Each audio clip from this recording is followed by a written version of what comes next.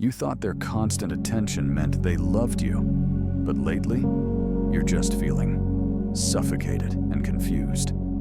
Today, join me as I dive deep into how you recognizing love versus control. You thought their constant attention meant they loved you, but lately, you're just feeling suffocated and confused. That feeling? It's like a quiet alarm bell ringing in the back of your head. A subtle but constant hum of unease. When they make you feel guilty for just wanting a night out with your friends, you start to question everything. Is this overwhelming, all-consuming focus really love, or is it something much more sinister? That blurry line between genuine care and manipulative control is where so many of us get lost. It's a confusing and painful place to be. But realizing you're in that gray area is the first, most powerful step toward getting clarity. In this video, we're going to shed some light on that gray area. We'll break down 5 critical signs that what you're experiencing isn't love, but a type of manipulation designed to control you.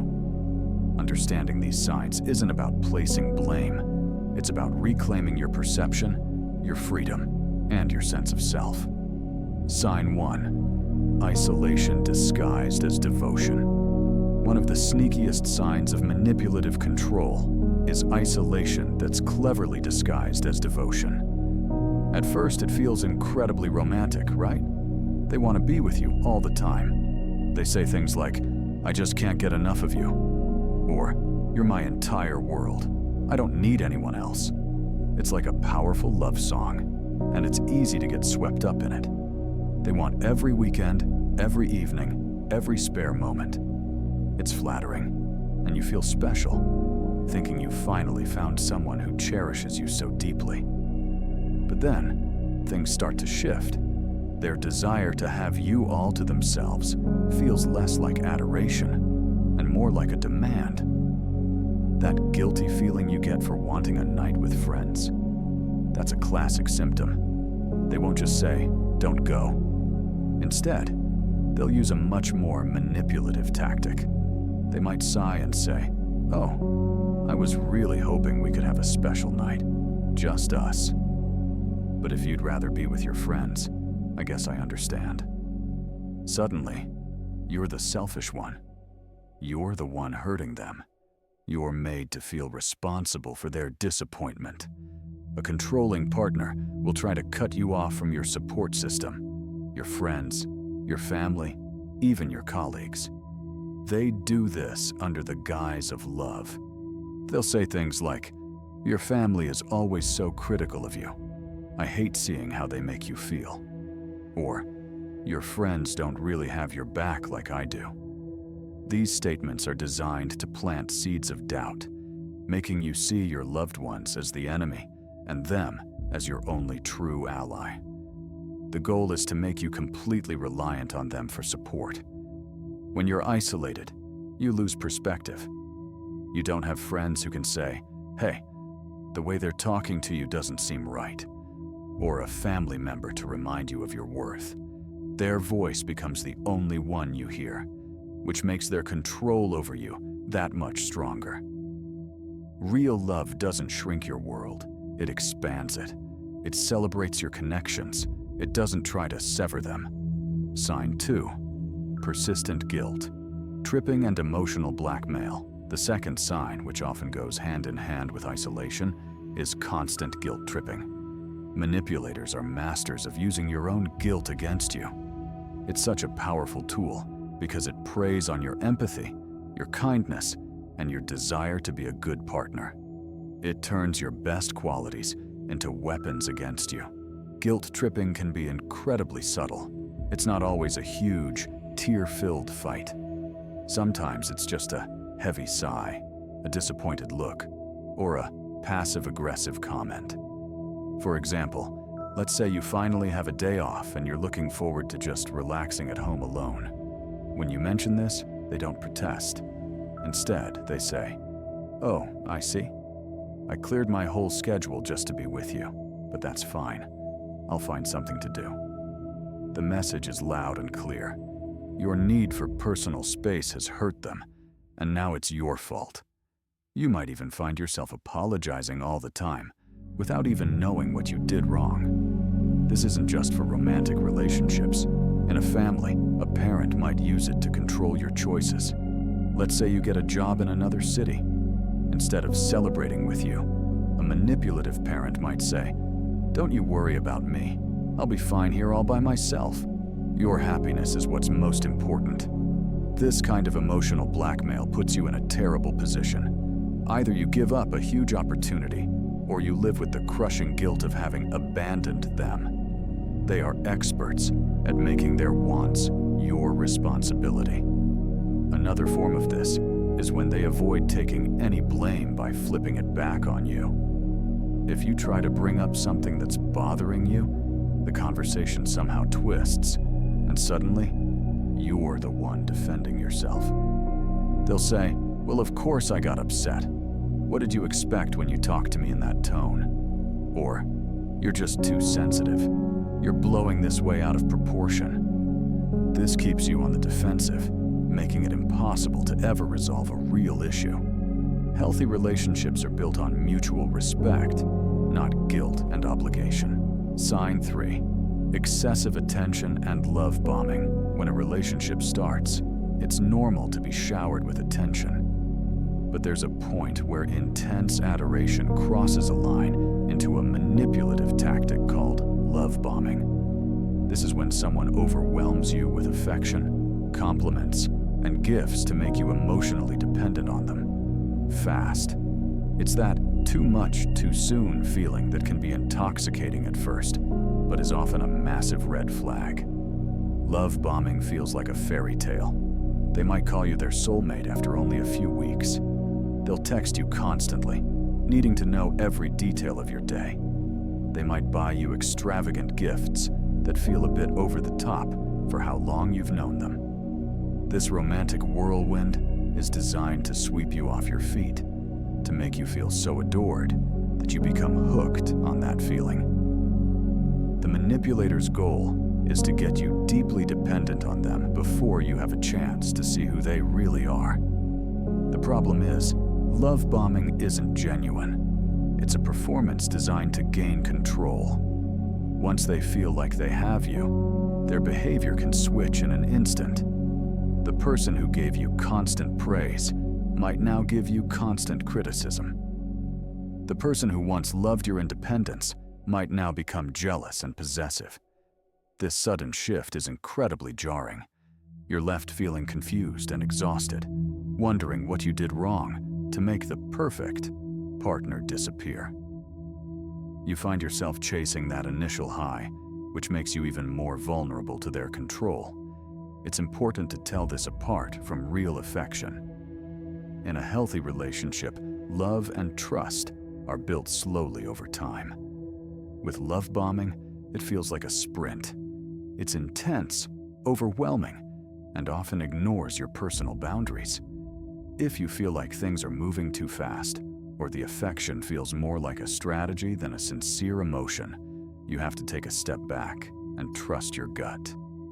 If any of this is sounding familiar, please know you are not alone. So many people experience this kind of confusion in their relationships. If you feel comfortable, share your thoughts or experiences in the comments below. Reading each other's stories can be incredibly validating. And while you're at it, please consider subscribing for more content on building healthy, respectful relationships. Sign 4. Constant criticism presented as helpful advice. A healthy partner wants to see you succeed. A controlling one wants you to change to fit their ideals. One of the most damaging ways they do this is through relentless criticism that's disguised as helpful advice. This isn't just an occasional supportive suggestion. It's a constant, dripping faucet of negativity that slowly eats away at your self-esteem. This tactic is so sneaky because on the surface, it sounds like they just care about you. They might start with, "I'm only telling you this because I love you," before they launch into a critique of your clothes, your career, your friends, or even the way you speak. They might pass off their put-downs as jokes, and if you get upset, they'll accuse you of being too sensitive. For example, maybe you're excited about a new project at work. Instead of celebrating with you, they might say, "Are you sure you're ready for that? It sounds like a lot, and you've been so stressed lately." It sounds like concern, but the real message is, you can't handle it. This is a form of sabotage. The manipulator doesn't want you to be too successful or confident, because your independence is a threat to their control. By constantly chipping away at your self-worth, they make you feel like you need them. You start to doubt your own judgment and abilities, and begin to rely on their opinion for everything. They slowly become the authority on your life, and you lose sight of who you are without them. This can also show up when you try to call them out. If you say, "It hurts my feelings when you criticize my cooking," they might reply with, "Wow, I can't believe you think I'm trying to hurt you. I was just trying to help. I guess I won't say anything anymore." This completely deflects from their hurtful behavior and makes you feel guilty for even bringing it up. In a healthy partnership, you should feel empowered and supported. If you consistently walk away from interactions with your partner feeling small, insecure, or drained, it's a huge sign that their help is actually a form of control. Sign 5, gaslighting, making you question your reality. The final sign we're discussing is maybe the most psychologically damaging of all: gaslighting. Gaslighting is a form of manipulation where someone makes you question your own sanity, your memory, or your perception of reality. It's a deliberate tactic used to destabilize you and make you dependent on their version of events. The term actually comes from a 1938 play called Gaslight, where a husband slowly manipulates his wife to make her think she's going insane. Gaslighting is often very subtle. It's the flat-out denial of something you know they said or did.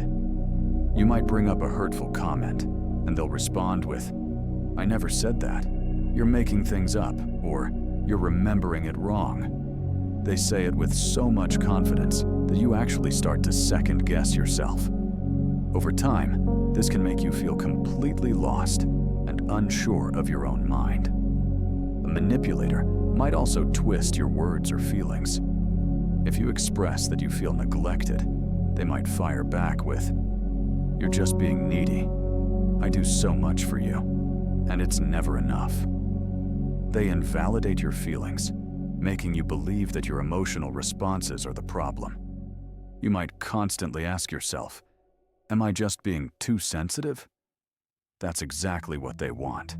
They want you to doubt your instincts, because someone who doesn't trust themselves is much easier to control.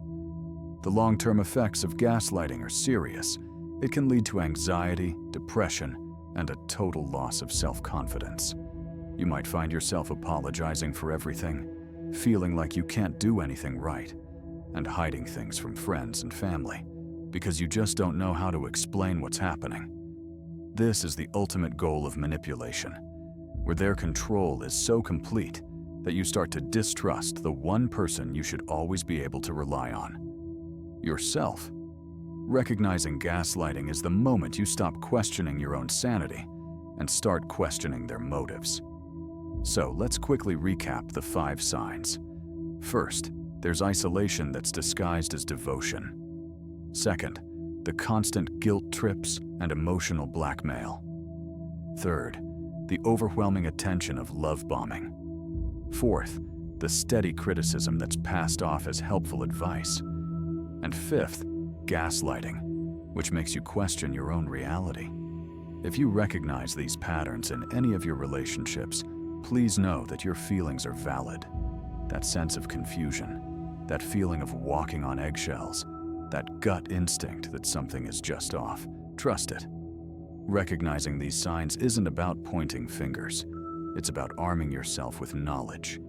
It's the most important first step you can take toward reclaiming your well-being.